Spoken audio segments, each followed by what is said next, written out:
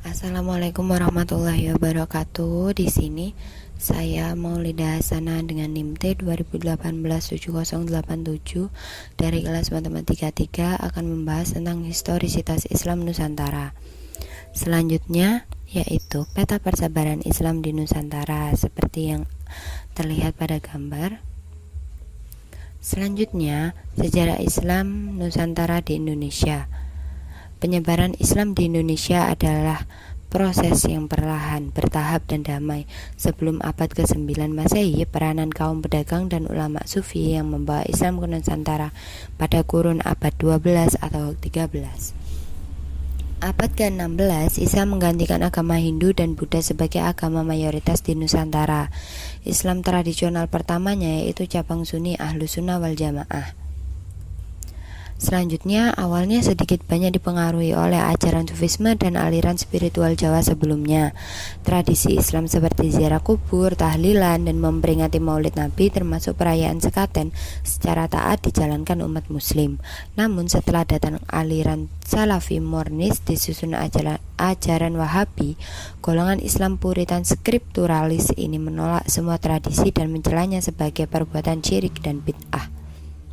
Kondisi ini menimbulkan ketegangan beragama, kebersamaan yang kurang mengenakan, dan persaingan spiritual antara Nahdlatul Ulama yang tradisional dan Muhammadiyah yang modernis dan puritan.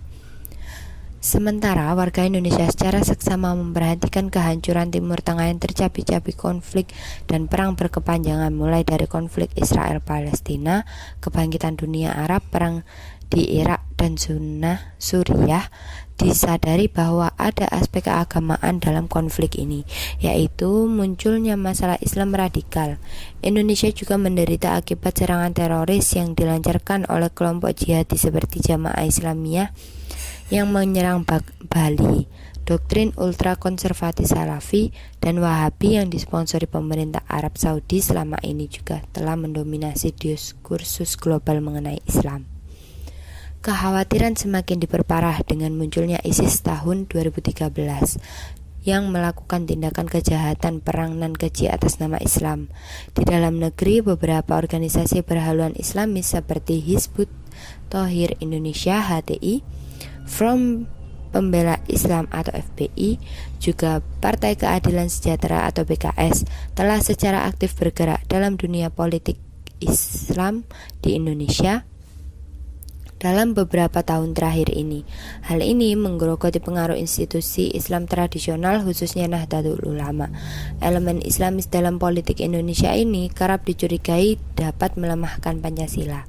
Selanjutnya, akibatnya muncullah desakan dari golongan cendekiawan Muslim moderat yang hendak mengambil jarak dan membedakan diri dari apa yang disebut Islam Arab dengan mendefinisikan Islam dibandingkan dengan Muslim Timur Tengah. Muslim di Indonesia menikmati perdamaian dan keselarasan selama beberapa dekade. Dipercaya hal ini berkat pemahaman Islam di Indonesia yang bersifat moderat, inklusif, dan toleran. Ditambah lagi yang telah muncul dukungan dari dunia internasional yang mendorong Indonesia sebagai negara berpenduduk Muslim terbesar agar berkontribusi dalam evolusi dan perkembangan dunia Islam dengan menawarkan ajaran Islam Nusantara sebagai alternatif terhadap Wahabisme Saudi. Maka selanjutnya Islam Nusantara diidentifikasi, dirumuskan, dipromosikan, dan digalakkan. Selanjutnya yaitu karakteristik. Yang pertama, ciri utama dari Islam Nusantara adalah tawasud atau moderat, rahmat atau pengasih, anti radikal, inklusif, dan toleran. Dalam hubungannya dengan budaya lokal, Islam Nusantara menggunakan pendekatan budaya yang simpatik dalam menjalankan syiar Islam. Ia tidak menghancurkan, merusak, atau membasmi budaya asli, tetapi sebaliknya ia merangkul, menghormati, memelihara, serta melestarikan budaya lokal. Serta salah satu ciri utama Islam Nusantara adalah mempertimbangkan unsur budaya Indonesia dalam merumuskan fikih. Selanjutnya, Islam di Nusantara juga dikembangkan secara lokal melalui institusi pendidikan tradisional, yaitu pesantren. Pendidikan ini dibangun berdasarkan sopan santun dan tata krama ketimuran, yakni menekankan penghormatan terhadap kiai, ulama sebagai guru agama. Para santri memerlukan bimbingan dari guru agama mereka agar tidak tersesat, sehingga mengembangkan paham yang salah atau radikal. Salah satu aspek khas adalah penekanan pada prinsip rahmatan lil alamin atau rahmat bagi semesta alam sebagai nilai universal Islam yang memajukan perdamaian, toleransi, saling hormat menghormati, serta pandangan yang berbineka dalam hubungannya dengan sesama umat Islam ataupun hubungan antar agama dengan pemeluk agama Islam.